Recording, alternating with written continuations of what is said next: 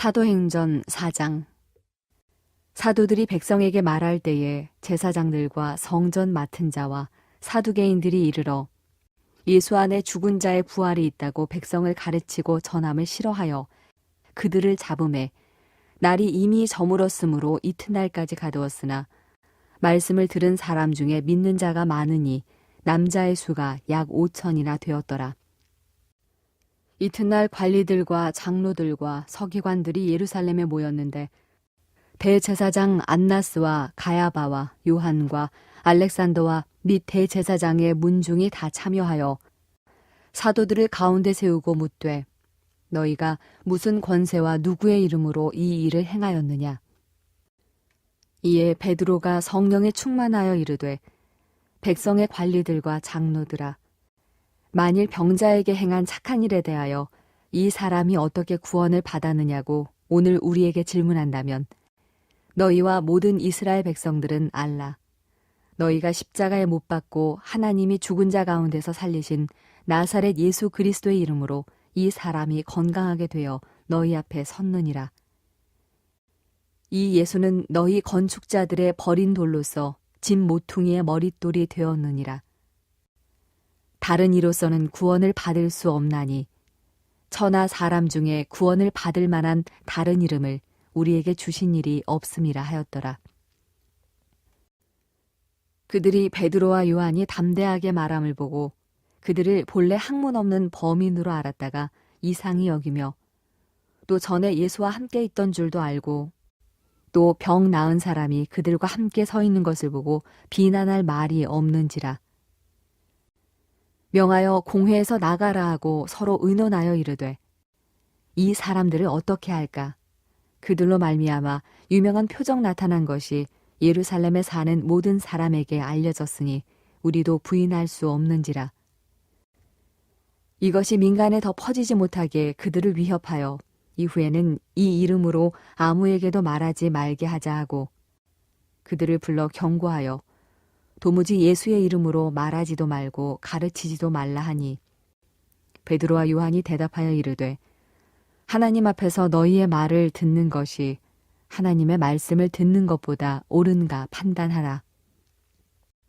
우리는 보고 들은 것을 말하지 아니할 수 없다 하니 관리들이 백성들 때문에 그들을 어떻게 처벌할지 방법을 찾지 못하고 다시 위협하여 놓아주었으니 이는 모든 사람이 그 된 일을 보고 하나님께 영광을 돌림이라. 이 표적으로 병 나은 사람은 40여 세나 되었더라. 사도들이 노임의 그 동료에게 가서 제사장들과 장로들의 말을 다 알리니 그들이 듣고 한 마음으로 하나님께 소리를 높여 이르되 대주제여 천지와 바다와 그 가운데 만물을 지은 이시요 또 주의 종 우리 조상 다윗의 입을 통하여 성령으로 말씀하시기를 어찌하여 열방이 분노하며 족속들이 허사를 경영하였는고 세상의 군왕들이 나서며 관리들이 함께 모여 주와 그의 그리스도를 대적하도다 하신 이로소이다.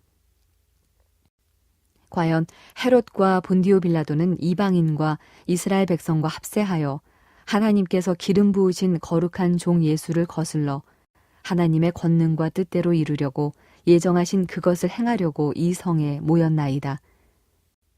주여, 이제도 그들의 위협함을 굽어보시옵고 또 종들로 하여금 담대히 하나님의 말씀을 전하게 하여 주시오며 손을 내밀어 병을 낫게 하시옵고 표적과 기사가 거룩한 종 예수의 이름으로 이루어지게 하옵소서 하더라. 빌기를 다음에 모인 곳이 진동하더니 무리가 다 성령이 충만하여 담대히 하나님의 말씀을 전하니라. 믿는 무리가 한 마음과 한 뜻이 되어 모든 물건을 서로 통용하고 자기 재물을 조금이라도 자기 것이라 하는 이가 하나도 없더라. 사도들이 큰 권능으로 주 예수의 부활을 증언하니 무리가 큰 은혜를 받아 그 중에 가난한 사람이 없으니 이는 밭과 집 있는 자는 팔아 그 판 것의 값을 가져다가 사도들의 발 앞에 두매 그들이 각 사람의 필요를 따라 나누어 줌이라. 구브로에서 난 레위족 사람이 있으니 이름은 요셉이라. 사도들이 일컬어 바나바라 하니 그가 밭이 있음에 팔아 그 값을 가지고 사도들의 발 앞에 두니라. 몸을 이끌고 주님의 말씀 앞으로 나오신 모든 성도님들을 진심으로 축복합니다. 오늘은 사도행전 4장 말씀을 가지고 예수의 이름이라는 제목으로 말씀을 전하겠습니다. 오늘 이 새벽에 하나님께서는 저와 여러분들에게 다시 한번 말씀해 주십니다. 오늘 말씀 12절에 나와 있듯이 예수의 이름 외에는 다른 구원이 있을 수 없다라고 말씀하시죠. 초대교회 성도들은 이 이름을 붙잡았고 그 이름 때문에 핍박을 받기도 했습니다. 주일부터 시작해서 다시 일주일을 살아가는 우리가 하나님 앞에 다시 고백하는 시간이 되기를 소망합니다. 새벽이라 좀 많이 피곤하시겠지만 저를 한번 따라해 보실까요? 예수의 이름이 나의 능력입니다. 예수의 이름이 나의 힘입니다. 아멘. 오늘 말씀을 보니까 베드로와 요한이 복음을 전하다가 유대인들의 권력자들에게 붙잡혔습니다. 제사장들, 사두개인들, 서기관들은 베드로와 요한이 예수님의 부활과 예수님으로 인해 얻는 부활을 전하는 것을 싫어했습니다. 바리새인들은 부활과 영이 있다고 믿었는데요, 사두개인들은 부활과 영은 없고 오직 몸이 죽으면 끝이라고 생각을 했었거든요. 근데 당시 이스라엘 최고의 권력자들인 사두개인과 또 서기관과 제사장 앞에서 인간이라면 누구나 움츠러들고 위축될 수밖에 없는 순간이었습니다. 하지만 베드로와 요한은 담대하게 예수님의 이름을 증언하는 것이죠. 권력자들이 너희가 무슨 권세로 누구의 이름을 내걸고 이런 일을 행하느냐는 질문에 이렇게 대답하는 것입니다. 오늘 말씀 우리 8절부터 10절을 같이 한번 읽어보도록 하겠습니다. 8절부터 10절 시작. 이에 베드로가 성령이 충만하여 이르되 백성의 관리들과 장로들아, 만일 병자에게 행한 착한 일에 대하여 이 사람이 어떻게 구원을 받았느냐고 오늘 우리에게 질문한다면 너희와 모든 이스라엘 백성들은 알라. 너희가 십자가에 못 박고 하나님이 죽은 자 가운데서 살리신 나사렛 예수 그리스도의 이름으로 이 사람이 건강하게 되어 너희 앞에 섰느니라. 아멘. 예수님의 이름을 힘으로 삼는 자에게는 하나님께서 우리 안에 있는 두려움을 몰아내고 담대함을 심어주십니다. 그 이름을 내걸고 이야기할 때 더 이상 사람을 두려워하지 않는 것이죠. 세상은 우리를 침묵시키려고 우리의 입을 막으려고 아무리 노력해도 예수 그리스도의 이름을 가지고 그 이름으로 살아가는 사람은 세상 권세에 멈추거나 복음을 전하는 일을 그만두지 않습니다. 오히려 세상이 그 담대한 증언 앞에 아무 말도 할 수가 없었던 것이죠.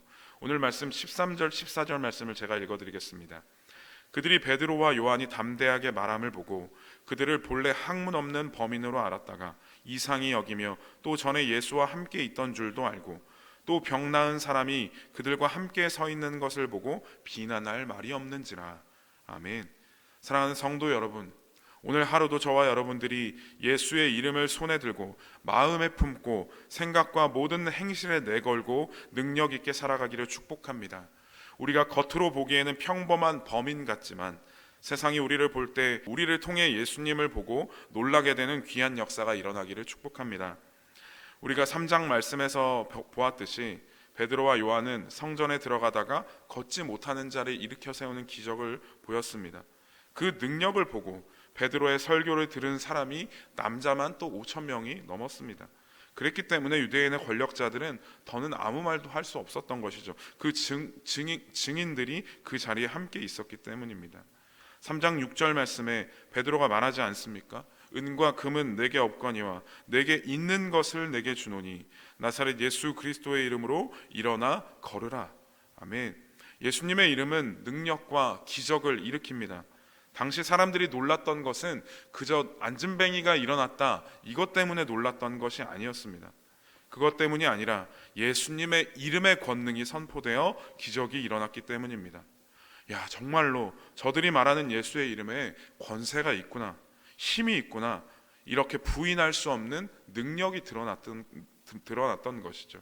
이 이름 외에는 구원받을 만할 다른 이름을 우리에게 주신 일이 없습니다. 예수의 이름에는 구원의 능력이 있고 삶을 변화시키는 능력이 있으며 우리의 모든 절망을 소망으로 바꾸는 능력이 있는 줄 믿습니다. 오늘 우리 가정과 교회 또한 우리가 살아가는 모든 삶의 터전과 이 민족 가운데 예수 그리스도의 이름이 선포되기를 소망합니다. 우리가 전하며 살아가는 복음은 그럴싸하고 좀 인간적인 좋은 말들이 아니라 하나님의 능력인 이 예수 그리스도의 이름이 되기를 축복합니다.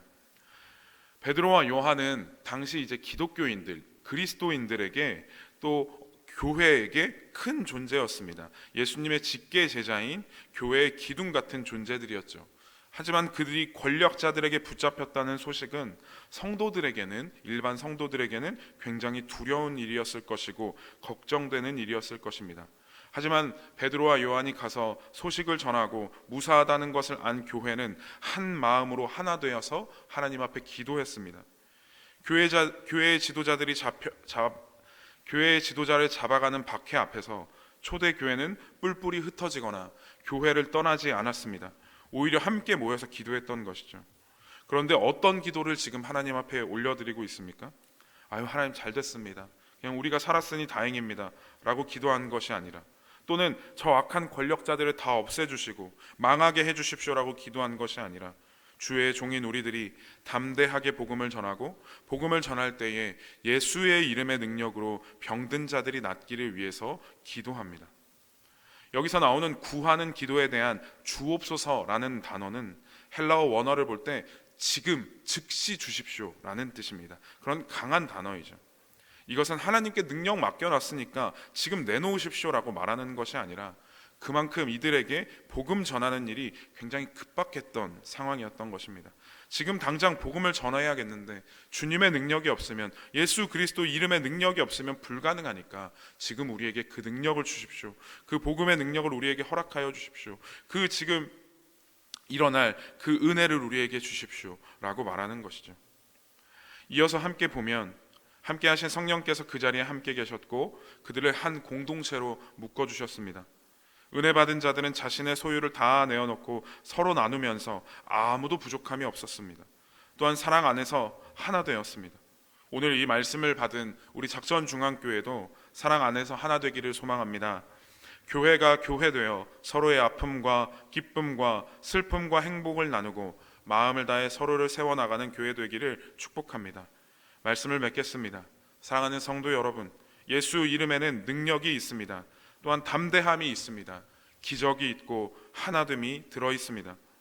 저와 여러분들이 의지할 이름은 세상의 어떤 대단한 사람들의 이름이나 어떤 권력, 세력의 이름들이 아니라 오직 하나 예수 그리스도의 이름입니다.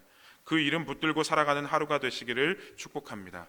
또한 그 이름을 전하는 자로, 복의 통로로 살아가는 저와 여러분들이 되기를 정말 예수님의 이름으로 축복합니다.